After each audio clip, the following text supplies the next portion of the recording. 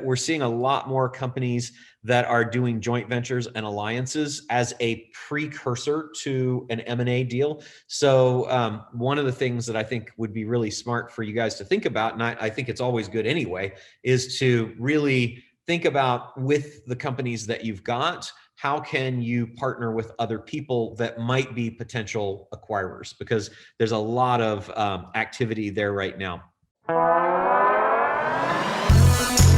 You're listening to Business Lunch with Roland Frasier. This is your seat at the table.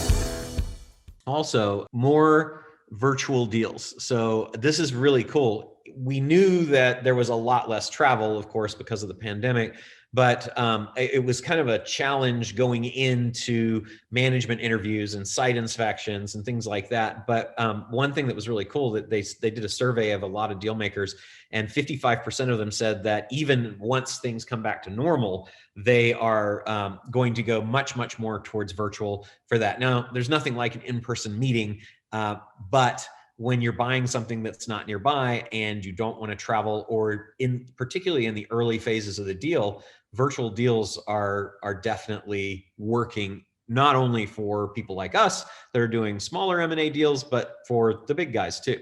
A lot more cross-border deals now because of the post-Trump presidency, with Biden coming in and an expectation that things will recede from the isolationism that Trump kind of had put in place internationally.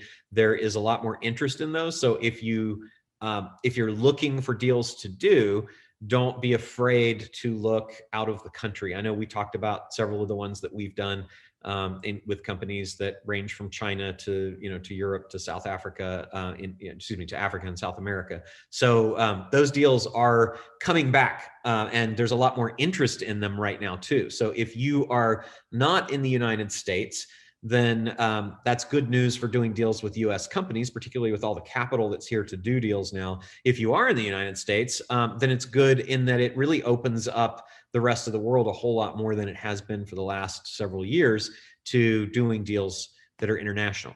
The other thing is that a lot of sellers are looking at dual tracking plans right now, which is, rather than picking an IPO or a sale to a public company or a sale to a SPAC, they're running those in tandem and bringing all those people in, but in separate tracks. So basically, they've got a track where they're talking to PE funds, they've got a track where they're talking to SPACs, and then they just pick the one that's best. You have to be careful when you're in the contracting phase, that's okay, but that is something that is becoming more okay because more and more people are doing it. And that's partially because of the increased competition for deals. So just some kind of macro trends in the M&A world.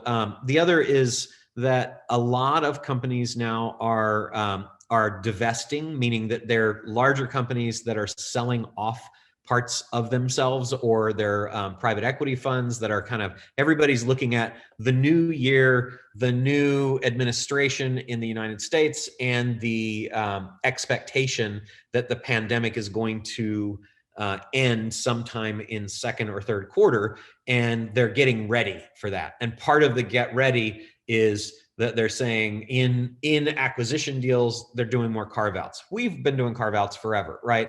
But it's coming back. So what's cool about that is that means that if you start networking with people who are doing deals that are private equity people or corporate biz dev departments or M&A departments, then you may find that you get some deal flow because there are bits of businesses that they're acquiring that they're not going to want. They're doing carve-outs there, or they're divesting. They're just basically selling off parts of businesses or entire brands that they have acquired that don't meet their plans going forward for 2021. So a lot of opportunities there. And then earnouts. I think it was Leslie and I were talking about that, how do you deal with this valuation gap between COVID bump for lots of businesses that received a significant bump because of COVID, and COVID trough for the people who got hit adversely impacted because they had local businesses or location specific, got to visit kind of businesses.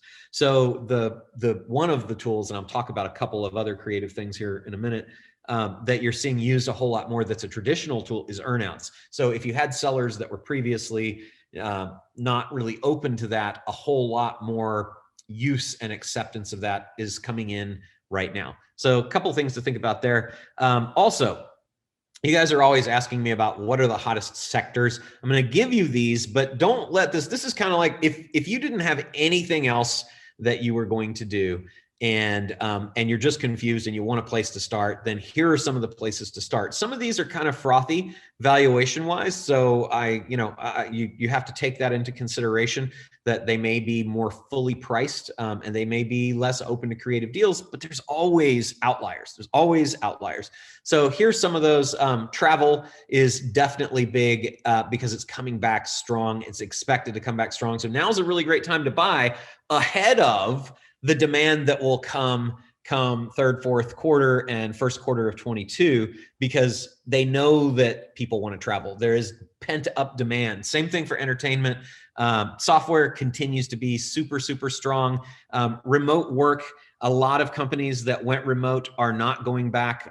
We are one of those at Digital Marketer, my two business partners there, who never, absolutely ever wanted to go remote. We went remote and they're like, this is the best move we've ever done. It allows us to get talent from all over. So any companies that are involved in supporting remote work, the customer journey with respect to remote work, software with respect to remote work, tech enablement, supply of remote workers, all of those would be worth looking at right now. Retail, both in terms of physical retail to consumer and e-commerce, super, super strong comeback for retail as we're going into the next few quarters and people are expected back in stores.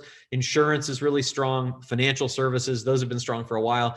Manufacturing, particularly in the US, and particularly under the expected Biden administration changes and support, is coming back really strong. Supply chain problems that companies experienced with getting goods from China and Vietnam and other places that they were sourcing before have created a strong desire to have localized manufacturing in the country that they're located in. So in the United States, this applies, and internationally, a move towards trying to reduce that supply chain risk and acquire a diverse manufacturing supply chain means that there's going to be a lot of activity. There's going to be consolidation. There are going to be funds that are looking for these. So I think that's a really strong area that suffered as COVID hit and a lot of factories got shut down. This is a great place to think about buying businesses right now. Tech, still strong as always. Media, we talk about media as the very first upper left thing on our acquisition wheel 2.0. Media and media companies valuations are strong and trending up. They'll definitely be important as these companies are looking for more leads. So definitely focus on your lead and media acquisitions. Telecom, strong, more difficult to get into, but not for small support companies. A lot of these industries that are bigger that you might think of having challenges going into, I can't buy a telecom company. How do you do that? Well, you can actually buy telecom companies. There's a whole bunch of them. There are the big infrastructure players. That's going to be harder because it takes a lot of cash to do, and there's a lot of sunk cost investments. But there are also a lot of service companies, a lot of support companies, a lot of sales companies. Look at all the companies that are peppered around supporting telecom, and that's a good place to look. IoT, I know we've got a group of you guys that are going after Internet of Things companies. That's continuing to be strong demand. Automobile tech is really, really hot. As you see, Apple, I think recently announced that they were going to go in partnership with Kia, I believe it was, to produce cars that are the Apple car. And as you see more and more tech moving into automobiles, that's a huge opportunity. So again, the little companies that are peppered around the big companies, be looking at those. I know that for one of you guys that was in the aerospace industry, we just went on and Googled and found a list of all of the approved contractors for Boeing. So an approved contractor list is a great place to find potential companies to get to know, to network with, and to acquire, because they are already selling to the big company. And it might be hard if you were just to Google try to individually find companies that do aerospace support. But if you can go to the big companies like an Apple or or a General Motors or a Boeing and find who are their approved contractors, and it's a publicly available list, then that gives you a total cool hit list to focus on and start campaigns for communicating, getting in touch with them. And it's a great way to source deals there. It's also a great way to become an influencer in that area, be the authority by providing information, interviewing those people. There are a lot of people that are gathering those lists. And while it might be small, I forget, I think it might've been like 12 or 1,300 people. It might've even been more on that list for Boeing. But think about that. That's if you could be the dominant information provider for that small group of 1,000 companies, then you are so well positioned for deals, and even to be getting finder's fees on deals or broker's fees or option a company and flip it to somebody else. Like a lot of great opportunities there.